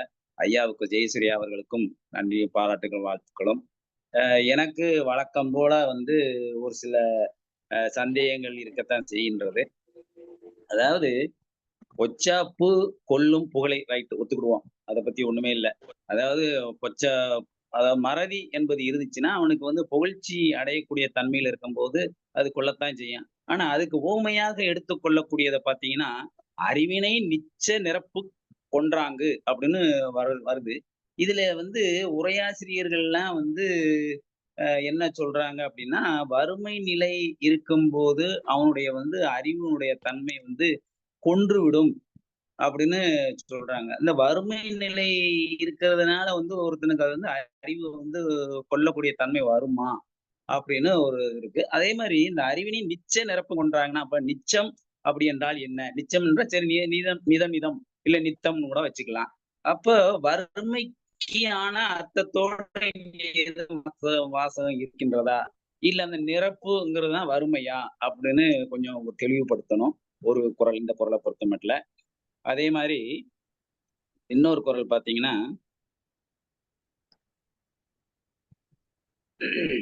இந்த இழுக்காமைன்னு ஒரு வார்த்தைய குடுக்குறாங்க. இது கூட நம்ம சொல்லிக்கலாம். இழுக்காமைன்னா வந்து அ ம அந்த மறவாமை, மறதியின்மை இந்த மாரி சொல்லிக்கலாம். அதே மாரி இன்னொரு இடத்துல ஒரு குறள் பார்த்தீங்கன்னா, புகழ்ந்தவை போற்றிச் செயல் வேண்டும் செய்யாது இகழ்ந்தாருக்கு எழுமையும் இல் அப்படின்னு வருது. இந்த இடத்துல பார்த்தீங்கன்னா, புகழ்ச்சி அப்படிங்கிறது வந்து எப்படின்னா, சான்றோர புகழ்ந்து சொல்லிய செயல்களை நம்ம போற்றி செய்ய வேண்டும் அப்படின்னு நம்ம எடுத்துக்கிடலாம். ஆனால் அதற்கு பிறகு பார்த்தீங்கன்னா, செய்யாது இகழ்ந்தாருக்கு அப்படின்னு சொல்றது வந்து யாரை குறிப்பிடுறாங்க இந்த இகழ்ந்தாருங்கிறது? இகழப்பட்டவரா? இல்ல இகழ்ச்சிக்கு காரணமா பின்னாடி எதுக்க இருக்கிறவங்களா? அப்படின்னு சொல்றாரு. அப்ப இகழ்ந்து அதான் மறதிங்கிறது வேற, இகழ்ச்சிங்கிறது வேற. அப்ப அந்த மறதியினால இவர் வந்து இகழ்ச்சியா பேசிவிட்டாரா? இல்ல இவர் மறதியினால சொன்னதால இவர் இகழ்ச்சி படப்பட்டாரா? அப்படின்னு சொல்ற மாரி இந்த இடத்துல இருக்குது. அப்படி இருந்தா கூட புகழ்ந்தவை போற்றிச் செயல் வேண்டும். செய்யாது மறந்தவருக்கு எழுமையும் இல்லைன்னு இருந்தா கூட நம்மளுக்கு கொஞ்சம் அந்த சந்தேகம் வர்றதுக்கு ஒரு சான்ஸ் இல்ல. இந்த இடத்துல அந்த இகழ்ந்தார்க்கு அப்படிங்கிறத வந்து கொஞ்சம் நம்மளுடைய ஆய்வுக்கும் கொண்டு வரணும். கொஞ்சம் விளக்கி சொல்ல வேண்டும். நம்மளுடைய ஆளுமைகள் இருக்கிறாங்க. அத கொஞ்சம் சொல்லுவாங்கன்னு நினைக்கின்றேன். இன்னொன்னு இகழ்ச்சியின் கெட்டாரை உள்ளுக தாந்தம் மகிழ்ச்சியும் மைந்தூரும் மைந்துரும் போல்து அப்படிங்கிறாங்க. இந்த இடத்துல இந்த இகழ்ச்சின்னு வருது. இந்த இகழ்ச்சி அப்படிங்கிறது வந்து எதனால வந்துச்சு? இது மறதியினாலதான் வந்துச்சா அந்த இகழ்ச்சி? இல்ல மறதியினாலதான் இந்த வருதா? அப்ப இகழ்ச்சிங்கிறதும் பொச்சாமையும் ஒண்ணுதானா? அப்படின்னு நாம நினைக்க வேண்டியிருக்கு. அப்ப இந்த இகழ்ச்சியுமே அதாவது சொன்னவருடைய இகழ்ச்சியா? இல்ல ஏற்கனவே அவர் சொன்னதுனால அவர் எதிர்பார்ட்டியினுடைய இகழ்ச்சியா? அப்படின்னு கொஞ்சம் தெரியல. அதனால இந்த 2 குறள்ல வந்து கொஞ்சம் சின்ன சந்தேகம் தான். ஒரு தெளிவுக்காக நான் இதை குறிப்பிடுகின்றேன். ஆளுமைகள் உள்ள இருக்கிறாங்க. இத கொஞ்சம் கேட்டுட்டு கொஞ்சம் தெளிவுபடுத்த வேண்டும் என்று கேட்டுக்கொள்கிறேன்.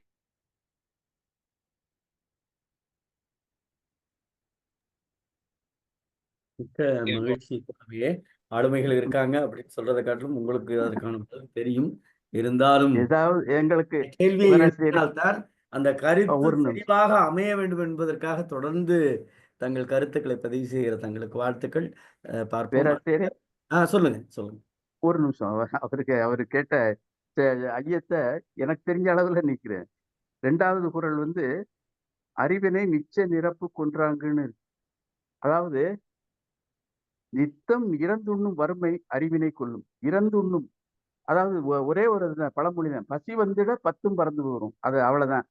அப்புறம் அறிவு போவதுக்கு என்ன வந்துட்டு பிறகு புகழ்ந்தவை போற்றி செயல் வேண்டும் செய்யாது இகழ்ந்தார்க்கு எழுமையும் இல்லை. எழுமை பெருமை இல்லை, பெருமை பெற வர வாய்ப்பு இல்லை அப்படின்னு சொல்லுதாப்புல. எழுமைங்கிறது பெருமைன்னே இந்த சிற்பி பாலசுப்ரமணியம் சொல்றாரு. புகழ் தரும் செயல்களை மறவாது செய்தல் வேண்டும். அந்த புகழ் தரும் செயல்களை மறந்து இகழ்ந்தாலும் பெருமை கிடைக்காது, மறந்தாலும் அந்த செயல்களை மறந்தாலும் பெருமை கிடைக்காது அப்படின்னு சொல்லியிருக்காரு. ரொம்ப அருமையான குறள். ஆமா, மகிழ்ச்சியில மயங்கி போதை மயக்கம் வந்துரும்ல. புகழ்ந்தாலும் ஒருத்தருக்கு போதை மயக்கம் வந்துரும். அப்போ வந்து நிலையிழந்தவர்களை எண்ணி பார்த்து பார்க்க மறந்து விடாதே. அந்த மயக்கத்தில் இருக்கவங்களை நினைச்சு நீ மறக்காம அதை நினைச்சு செயல்படு அப்படிங்கிற மாதிரி சுட்டி காட்டுறாரு திருவள்ளுவர். அருமையான குறள்கள். வாய்ப்புக்கு நன்றி. அவ்வளவுதான். நன்றி தோழமையே, மிக்க மகிழ்ச்சி. வேற யாராவது இருக்கீங்களா? நிறைவு பின்னூட்டமாக போற்றுதலுக்குரிய நல்லாசிரியர் ஐயா நாகராஜன் ஐயா அவர்கள். மாலை ஐயா. நேரத்திலே மகிழ்வோடு வணங்குகின்றேன்.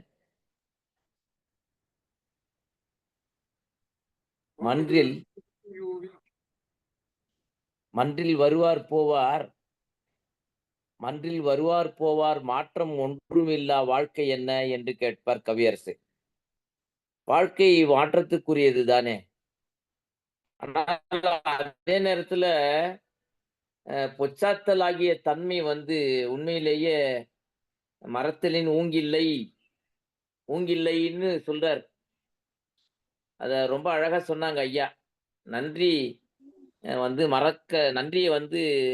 மறக்காம இருக்கிறதோ அல்லது அல்லவை உடனே மறந்துடுறதோ இரண்டும் சமம் தானே. அப்ப மறதி ஓரிடத்துல தேவைப்படுதுதான் வாழ்க்கையில. ஆனா இன்னொன்றும் சொல்றார், என்னென்று கொன்றார்க்கும் உய்வு உண்டு, ஆனால் செய் நன்றி கொள்வது இல்லை. அது அந்த மாதிரி மறக்கிறதும் இல்லை. நாம முன்ன பின்ன நினைச்சு பார்க்கிற வாழ்க்கையும் இருக்குது நமக்கு வாழ்க்கை. அப்போ அந்த மாதிரி இருக்கும்பொழுது எதையுமே இகழ மாட்டோம், யாரையுமே இகழ மாட்டோம். அல்லது தன்னைத்தானே நோவதியவன் சொல்றார், தன்னை நொந்துக்கிறது, தன்னை இகழ்றது, அந்த மாதிரியும் வாழ்க்கையும் வராது. என்ன மாதிரி வாழ்க்கை? அப்போ அப்பாவுக்கு நல்லா தெரியுது, பெரியப்பா அப்பாவோட சொத்துக்களை கொடுக்கறதுக்கு தயங்குறார் அல்லது கொடுக்கல, சில சூழ்நிலை, அதோட அதை நிறுத்திடுவோம் அத. ஆனால் அப்படிப்பட்ட நிலையிலேயும் அப்பா மறு வாரமே அவங்களுக்கு முட்டி வலின்னும் போது உடனே தஞ்சாவூர்ல இருந்து பிண்ட தைலம் என்று ஒன்று வரவழைச்சு தடவிக்கிட்டு இருக்கிறாங்க. கல்வி அதிகாரி வராங்க, அதை மேடையிலே குறிப்பிட்டார். என்ன சொன்னார்னா, கண்ணனை போல இருக்க முடியுமா? முதல் வாரம் தான் ஏமாத்துறாரு அவருடைய உடன்பிறப்பு, அடுத்த வாரம் அப்போ அப்பா மறக்கத்தான் செய்திருக்கிறார். அப்போ அந்த மாதிரி இருந்தால் மறதி தேவைதானா? அது மறத்தல்னா வேறையா? இல்லை இந்த இடத்துல மறத்தல் எதை சொல்றாரு? ரொம்ப அழகா சாத்தூர் ஐயா சரியான தூசு தட்டி இருக்கிறாங்க, ரொம்ப அருமை. இன்னொன்றையும் சொல்ல வேண்டாம். குறள் எண் 385 பார்த்தால், அருள் கருதி ஒருவர் இருக்கிறார், மற்றொருவர் பொருள் கருதி இருக்கிறவரா இருக்கிறார். அவருக்கு அருளை பற்றி கவலை இல்லை. அதை ஆங்கிலத்துல சொல்லும் பொழுது மொழிபெயர்ப்பு ரொம்ப அருமையா இருந்தது. Even we concentrate the material world, இந்த உலகம், இந்த உலகத்தில் இருக்கக்கூடிய பொருள், இந்த உலகம், இந்த உலகத்தில் இருக்கக்கூடிய போகம், இவைகளினாலே நாம் எதை மறக்கக்கூடாதோ அதை மறந்து விடுகிறோம். பொருள் கருதி பொச்சாப்பு பார்ப்பார் அவர்கள், அந்த மாதிரி அதைத்தான் கவனமாக இருப்பார்கள். அப்போ சோர்வு ஒருவருக்கு ஏற்படுகிற பொழுது எப்ப அவன் ஏமாறுவான்னு பார்த்துக்கிட்டு திருடுற நிலை இருக்குல்ல, வவ்வுதல், அது ரொம்ப அழகா சொல்றார். காலம் பார்த்து வவ்வுதல். குரங்குக்கும் அந்த பண்பு உண்டு. குரங்கிலே இருந்தானே நாம் வந்தோம் மனிதர்கள், மனிதர்களிடத்திலேயும் தொற்றி கொண்டது. ஐயா சாத்தூர் ஐயா கேட்டது நிரப்பு வறுமையாகிய பண்பின்மை என்று கூட கொள்ளலாம். வறுமையாகிய மனச்செறிவின்மை, மனத்திற்பமின்மை, மனத்திலே இருக்கக்கூடிய நல்ல தன்மைகள், ஒழுக்கமின்மை, மனத்திலே இருக்கக்கூடிய பண்பாடின்மை, மனத்திலே ஈரமின்மை, அதோடு மட்டுமல்ல அறிவினை நிச்சம் நிரப்பு கொள்ளும். அப்போ அறிவே வேலை செய்ய போறது இல்லை.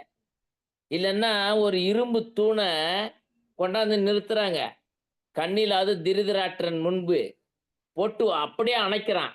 ரொம்ப பாசமா அணைச்சுட்டானா பல நூறு சுக்காகியது இரும்பு தூண், மகாபாரதம் சொல்லித் தருகிறது. அப்போ உள்ளம் ஒன்று கருதி செயலிலே அது வெளிப்படுமே. ஆனால் மனிதர்கள் பண்பாட்டளவிலே நடிக்கலாம், ஆனால் பழக்க முடியாது, தொடர்ந்து பழக முடியாது. அதே மாதிரி அந்த நிரப்பு வறுமை, சாத்தூர் ஐயா கேட்ட வினாவில் இருக்கக்கூடிய தொக்கி நிற்கிற வினாவுக்கு விடையாக இங்கே இருக்குது. இகழ்தலாகிய வறுமையும் மிகச்சிறப்பாக உறுதியா இருக்கிறவங்க கட்டாயம் உச்சத்தை அடைகிறார்கள். ஆன்ட்டு விட்டுறாங்க பாருங்க, அவ்வளவுதான். அழகா சொல்றான் வள்ளுவன். நெடுநீர் மறைவி மடி துயில் நான்கும் கெடுநீரார் காமக்கல்லன். சாதாரணம் இல்ல. உங்களுடைய இந்த பொச்சாவாமைக்கு விளக்கம் கல்லாமையிலையும் இருந்தது, பார்த்தோம். 385ல அந்த குறள்லையும் வச்சுட்டாரு பாருங்க. ஒரு மனிதனுக்கு மறதி சாதாரணம் இல்ல, சாதாரண கலன் இல்ல, அது கெடுநீரார் காமக்கலன். அதை சாதாரணமாவா அவங்க விரும்புவாங்க? நல்லா தூங்குவான், நல்ல சோம்பேறியா இருப்பான், நல்லா தள்ளி போடுவான், புகழையும் விட்டு விடுகிறான், இகழ் தனக்கு நேரும்படியாக தானே செய்து கொள்ளுகிறான். அப்போ எல்லாவற்றிற்கும் ஊடழையாக இன்றைய உரைக்காரருடைய உரையிலிருந்து நான் கற்றுக்கொண்டது, ஏன் இப்படி சிந்திக்க கூடாது? மனிதன் மறக்க கூடாது, மறந்து விட்டால் வாழ மாளாது. இன்னொன்று கடைசியா குறள்ல சொல்றாரு பாருங்க, உள்ளிய எய்தும். இவனால எழுத முடியாதே. அப்போ சினத்தை கைவிட்டவன் உள்ளே எல்லாம் எய்தும்னு அங்க பாக்குறோம் வெகுளாமையில. ஒருவன் சினத்தை கைவிட்டால் நினைச்சது முழுக்கும் அடையலாம். ஆனால் இங்கேயும் சொல்றாரு உள்ளிய எய்தும். அதோடு மட்டும் இல்ல, கொக்குக்கு ஒன்னே மதி, அங்க பார்த்தோம். கொக்கு ஒக்க கூம்பும் பருவத்து. அதோடு மட்டுமல்ல, அது குத்து ஒக்க சீர்த்த இடத்து தான் அது அடைய முடியும்.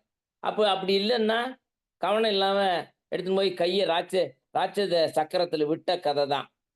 ஆகையினாலே மறதி என்பது இழுக்காமை யார் மாட்டும்.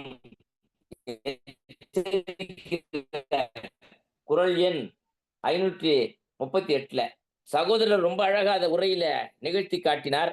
ஒன்று, அவரிடத்துல முருகன் ஐயா உள்ளத்தை எப்படி தொட்டதோ அப்படி என் உள்ளத்தையும் தொட்டது. ஓரிடத்துல கூட அவர் சமஸ்கிருதத்துக்கு முக்கியத்துவம் கொடுத்ததாக இல்லை.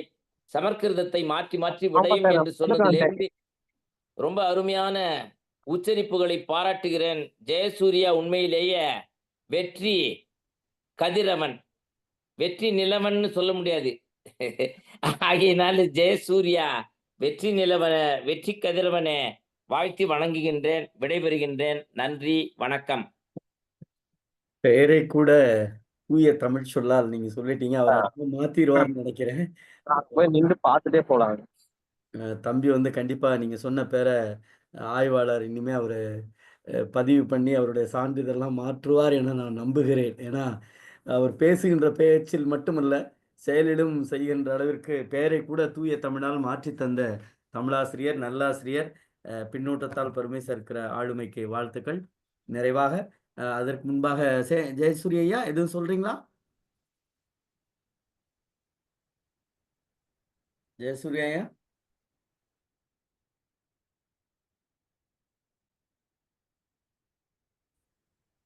என்ன கூப்பிடுறாங்களா?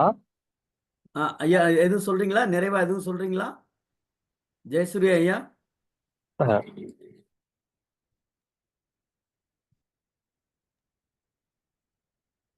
கேக்குதுங்களா? கேட்குது, சொல்லுங்க. நீங்க எதுவும் கருத்து சொல்றீங்களா நிறைவா?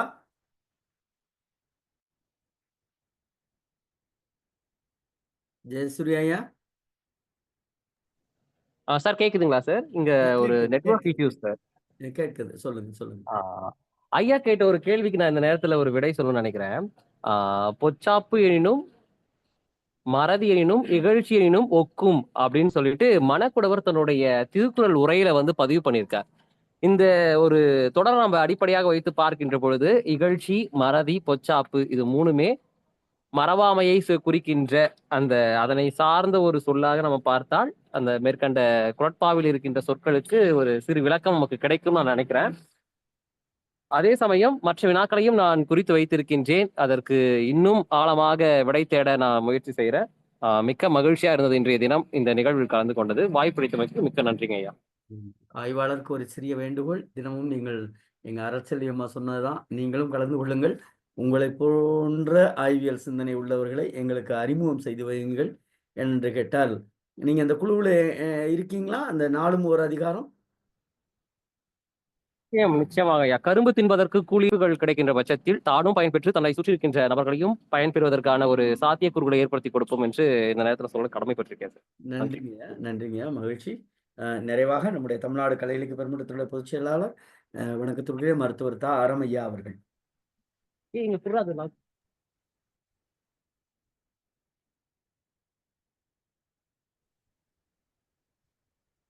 அனைவருக்கும் வணக்கம். ஐயா கேக்குது இல்லையா? கேட்குது மருத்துவரே. இன்றைக்கு சிந்தனை செல்வி மிக அருமையா சொன்னாங்க. அவங்க ஒரு தொழில்நுட்பம் படிக்கிறவராக இருந்தாலும் கூட மிக நல்ல பேர் சிந்தனை செல்வின்றது. அப்புறம் அந்த உச்சரிப்பு எல்லாமே மிக அருமையாக இருந்தது. ஜெயசூர்யா வந்து அவங்க ஒரு மனநல ஆய்வு செய்யக்கூடியவராக இருப்பதால் மிக அந்த மனசினுடைய நுட்பங்களை எல்லாம் முதலில் தெரிவித்து எல்லா குரல்களையும் மிக அருமையாக சொன்னாங்க. பொச்சாப்பு அந்த இதுல இன்னைக்கு அந்த பல இடங்கள்ல அவர் வந்து வறுமையை வந்து சொல்லிட்டே தான் போறார். நெருப்பினில் தூஞ்சலும் ஆகும் நிறப்பினுள் ஒருபோதும் கண்பாடு அறிது என்பார். அந்த ஒரு நிமிஷம் கூட வயிற்றுல எறியக்கூடிய வறுமை தீயில இருக்க முடியாதுன்னு தான் சொல்றேன். அறிவை நம்ம ஏற்கனவே ஐயா சொன்ன மாதிரி பசி வந்தால் 10ம் பறந்து போகுன்ற மாதிரி அந்த அறிவுன்றதை கொள்ளக்கூடியதாக வறுமை இருக்கு. அதே போலதான் இந்த இதெல்லாம் பொச்சாப்பு என்பது ரொம்ப புகழ் பெற்று இருக்கும்போது மறதியாக இது சொல்லப்படுகிறது. அதுல கடைசி குரல் தான் நமக்கு ஒரு என்ன ஒரு கருத்து முதல்வன் சொல்றாரோ அப்படின்ற மாதிரி உள்ளியது எய்தல் எளிது மண் மட்டும்தான் உள்ளியது உள்ளது பெரு என்ன மட்டும் இருந்தா போதுமா? அது வந்து அதுக்கான அடுத்த கட்ட நிகழ்வுகளும் அவர் சொல்லாம விட்டு போயிருக்கார். ஆனால் நாம் அவ்வாறு எடுத்துக்கலாம். பல இதுகள் வந்து நல்ல எண்ணம் இருந்தால் போதும், உலகமே நல்லாயிரும் அப்படின்ற ஒரு இதெல்லாம் இன்றைய நீங்க எந்த யோகா கிளாஸ்க்கு போனாலும் அவங்க சொல்றது அது மாதிரி இருக்கும். மனசு நல்லா இருந்தா உலகமும் நல்லா இருக்கும். எல்லார் மனசும் நல்லா இருந்தா உலகம் நல்லா இருக்குமா? அது ஒரு ஏமாற்று இது மாதிரிதான் தெரியும். ஆனால் நாம் எண்ணத்தை விடாமல் இருக்க வேண்டும். அதுக்கப்புறம் தான் நம்ம திட்டமிட முடியும். திட்டமிட்ட பிறகுதான் செயல்படுத்த முடியும். செயல் புரியும் போதுதான் வெற்றி கிடைக்கும் என்பதை வள்ளுவர் பல குறள்களில் சொல்லி வருகிறார். இந்த இடத்தில் அதை உள்ளியது எய்தல் எளிது மண் மட்டும்தான் உள்ளியது உள்ளது பெறுகின்ற மாதிரி மிக அருமையான அதிகாரம். நம்ம ரவீந்திர பாரதி சொன்ன மாதிரி நாகராஜனையா ரொம்ப சொன்னாங்க. அரவாலியம்மா அவங்களோட நம்ம வர்ற உரையாடல்களுக்கெல்லாம் வைக்கக்கூடிய ஒரு வேண்டுகோளாக இது இருக்குது. நம்ம பாலாஜி ஐயா வந்து சொன்னாங்க, கலை இலக்கிய பெருமன்றத்துல நம்ம ஒரு வேண்டுகோள் பல முறை வேண்டுகோள் விடுத்திருக்கிறோம். இன்னும் கூட வேண்டுகோள் விடுக்கலாம். ஒரு மணி நேரம் வள்ளுவத்துக்காக நாம் குரலுக்காக ஒதுக்க வேண்டியது ஒவ்வொரு இலக்கிய செயல்பாட்டாளர் ஒரு சுற்றறிக்கையை அனுப்பிச்சிருங்க. கட்டாயம் இன்னைக்கு கூட அனுப்பிடலாம். ஏன்னா அவரு நமது 2 நாட்களுக்கு முன்பாக 62வது நினைவு நாளை கொண்டாடினோமே ஜீவா அவர் வந்து கலை இலக்கிய பெருமன்றக்காரனுக்கு என்று சொல்லவில்லை. ஒரு கம்யூனிஸ்டாக இருப்பவன் வந்து வள்ளுவம் தெரியவில்லை என்றால் அவன் கம்யூனிஸ்ட் இல்லை என்ற அளவுக்கு பேசியவர். ஏனெனில் ஒரு ஒரு அரசியல் கட்சியினுடைய உறுப்பினருக்கே அப்படி என்றால் கலை இலக்கிய செயல்பாட்டாளர்கள் அனைவருக்கும் வள்ளுவம் தெரிந்திருக்க வேண்டும். இது நம்மளுடைய பாரம்பரிய சிந்தனை மரபினுடைய உலகம் முழுக்க அந்த காலகட்டத்தில் இப்படி ஒருவர் சிந்தித்ததாக எந்த ஏடுகளும் ஏடறிந்த வரலாற்றில் அப்படி ஒருவர் புதுமைத்தன்மையோடு உலகம் முழுக்க உள்ள மாந்தர்களுக்காக சிந்தித்தது அதை நாம் கொண்டாட வேண்டும். ஒவ்வொரு கலை இலக்கிய செயல்பாட்டாளர்களும் நம்மோடு இணைய வேண்டும் என்பதுதான் நமது விருப்பம். இன்றைய கூட ஒரு அறிக்கை கொடுத்து விடலாம். அனைவரும் வருவதற்கான ஒரு அறைகூவல் அறிக்கையை கொடுக்கலாம். அனைவருக்கும் நன்றி. நன்றி பொதுச் செயலாளர் அவர்களே. இத்தனை நாள் நம்ம நடத்தினாலும் இன்னைக்கு எல்லாரும் கலந்துக்கணுங்கிற அந்த அறைகூவல் வரிகள் மிக பொருத்தமாக இருக்கிறது. மிக்க மகிழ்ச்சி. தோழர்களே, தமிழ்நாடு கலை இலக்கிய பெருமன்றம் நாளை நிகழ்வுக்கு போயிடலாம். பொதுச் செயலாளர் நீங்க சொல்றீங்களா? நான் சொல்லிடலாம். ஐயா நீங்களே சொல்லிருங்க. நன்றி பொதுச்செயலாளர். தோழர்களே, நம்முடைய தமிழ்நாடு கலை இலக்கிய பெருமன்றத்தில் நாளைய தினம் நம்மோடு பகிர்ந்து கொள்வதற்காக செங்கோன்மை என்கிற அதிகாரத்தை பேசுவதற்காக பேராசிரியர் இளமாறன் புதுச்சேரியில் இருக்கக்கூடிய ஸ்ரீ மணக்குள விநாயகர் கலை மற்றும் அறிவியல் கல்லூரி மதகப்பட்டி, அந்த கல்லூரி மாணவர்களாக இருக்கட்டும், ஆசிரியர்களாக இருக்கட்டும், எல்லாரும் கலந்துருக்காங்க. அது ரொம்ப மகிழ்ச்சியாக இருக்கிறது. எல்லாரும் கேட்கலாம், ஏன் ஒரே கல்லூரிக்கு வாய்ப்பு கொடுக்குறீங்களா அப்படின்னு கூட கேட்கலாம். வருகின்ற பொழுது அத்தனை பேருக்கும் வாய்ப்புகள் தரப்படும். ஆனால் அன்றைய தினம் இல்லாத பொழுது அவர்களுக்கு மட்டுமே கொடுக்கப்படும், வேறு வழி இல்லை என்கிற செய்தியோடு அன்றைக்கு பேராசிரியர் நாளைய தினம் இளமாறன் ஐயா பேசுகிறாங்க. முற்றோதல் செய்வதற்காக அதே புதுவை பல்கலைக்கழகத்தில் இளங்கலை தமிழ் 1ஆம் ஆண்டு படிக்கக்கூடிய அருமை மாணவி பி காவியதர்ஷினி அவர்கள் இணைய இருக்கிறார்கள். அத்தனை பேரும் இணைமாறு கேட்டுக்கொள்கிறோம். தோழர்களை, தமிழ்நாடு கலை இலக்கிய பெருமன்றம் முன்னெடுத்திருக்கிற நாளும் ஒரு அதிகாரம் என்கிற வான்புகள் கொண்ட வள்ளுவனது குரலை பரப்புவதல்ல, இது குரலை பரப்புவது நோக்கமல்ல, தமிழனுடைய அடையாளத்தை மீண்டும் மீண்டும் மீள்பார்வை செய்து கொண்டே இருக்க வேண்டும். அப்பொழுதுதான் ஒரு சமூகம் புத்துணர்ச்சி பெற முடியும். ஒரு சமூகத்தை மீட்டுருவாக்கம் செய்வதற்கு இலக்கியத்தால் மட்டுமே முடியும். ஒரு சமூகத்தை நல்வழிப்படுத்துவதற்கு, ஒரு சமூகத்தை அப்பழுக்கில்லாமல் ஒரு புனிதத்தன்மையோடு வாழுவதற்கு இலக்கியம் மட்டுமே ஒரு ஊன்றுகோலாக இருக்க முடியும்.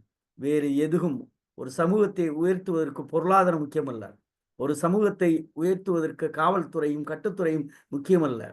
ஒரு சமூகத்தை உயர்த்துவதற்கு இலக்கியம் மட்டுமே முடியும். காரணம், இலக்கியம் என்பது பண்பாட்டினுடைய அடையாளம். இலக்கியம் என்பது அடுத்த தலைமுறை எப்படி நடக்க வேண்டும் என்பதற்கான ஒரு மகத்தான வரலாற்று பெட்டகம். அதனுடைய அடிப்படையில் தான் வான்புகழ் கொண்ட வள்ளுவன், நாம் அடிக்கடி சொல்வது போல, உலக உருண்டையில் ஒரே ஒரு இலக்கியவாதியை மட்டும் மேலே நிறுத்த வேண்டும் என்று முடிவு செய்தால் அது வள்ளுவனாக மட்டுமே இருக்க முடியும் என்று சொல்வதற்கான காரணம், அவன் உலக மக்களை நேசித்தான், உலக ஒற்றுமையை யோசித்தான், உலக மக்கள் ஒருங்கிணைந்து பயணிக்க வேண்டும் என்பதற்கான பண்பாட்டு நெறியை, ஒழுக்க நெறியை, மானுட நெறியை பேசிய மகத்தான படைப்பாளினுடைய இலக்கியத்தை தான். அதற்காகத்தான் நம்முடைய பொதுச் செயலாளர் சொன்னது போல, கம்யூனிஸ்ட் திருக்குறள் படிக்க வேண்டும் என்பதல்ல, எல்லோரும் படிக்க வேண்டும், எல்லோரும் படிக்க வேண்டும், எல்லோரும் அதை உணர வேண்டும். மனிதனாய் பிறந்த ஒவ்வொருவரும் திருக்குறளை முழுமையாக உணர வேண்டும். நான் அடிக்கடி சொல்வதில்லை, கல்வி அறிவது இல்லாதவர் கூட ஒரு திருக்குறளையாவது மனப்பாடம் செய்ய வேண்டும் என்பதுதான் நம்முடைய நோக்கமாக இருக்கிறது. அதனுடைய அடிப்படையில் தான் நம்முடைய தமிழ்நாடு கலை இலக்கிய பெருமன்றம் பயணித்துக் கொண்டிருக்கிறது. தோழமைகளை, நாளைய தினம் 8 மணிக்கு தமிழ்நாடு கலை இலக்கிய பெருமன்றம் நாளும் ஒரு அதிகாரம் என்கிற இலக்கிய பயணத்தில் தொடர்ந்து பயணிப்போம். நன்றியும் வாழ்த்துக்களும்.